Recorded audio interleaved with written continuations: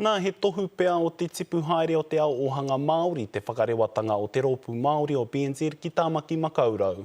Hei tā te hunga whakahaere ko tā rātau e whai nei, ko te whakawhānui ake i ngā huarahi mona umanga Māori ki roto i te whaitua nui rawa o Aotearoa. Kia pea ta mea nā whakamahuki.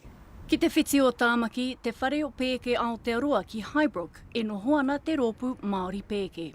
He waharoa tēnei mā rātau kia kōruru ki te tangata tika, kia whai hoki ngā ratonga tika mō rātau mō ngā rātau hiahia.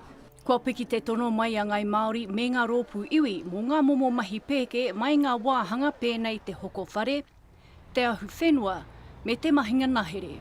Tuatu i te Pākehi, he hāngai tunu ki ngā tangata, ki ngā whānau, nō reira he roto i ia tīma, ia rōpū, ia wahanga Māori, he kaimahi mo te Pākehi, he kaimahi huki mō ngā whānau, mō ngā tangata, mō ngā marae hoki.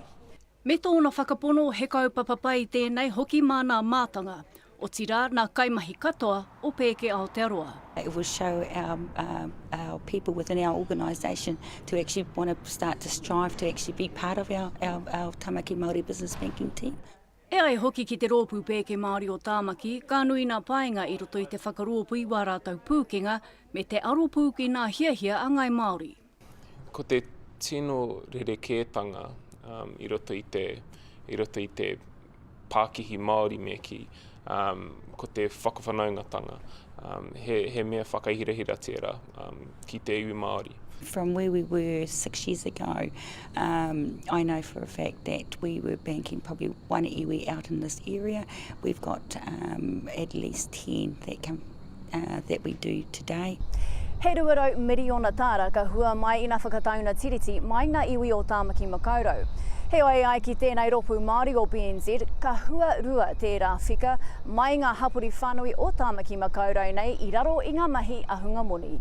Kua ata titiro mātou ki roto i ngā mahi a ngā iwi a te ohanga Māori o tēnei wāhi Tāmaki Makaurau, a kia mātou ai, e tika na tērā. Nā runga hoki nā tono maha mai te wi Māori hurinoa, ka whakarewahia e tahi atu rōpū Māori ki ngā tōpito katoa o Aotearoa, a nā tau tata nei.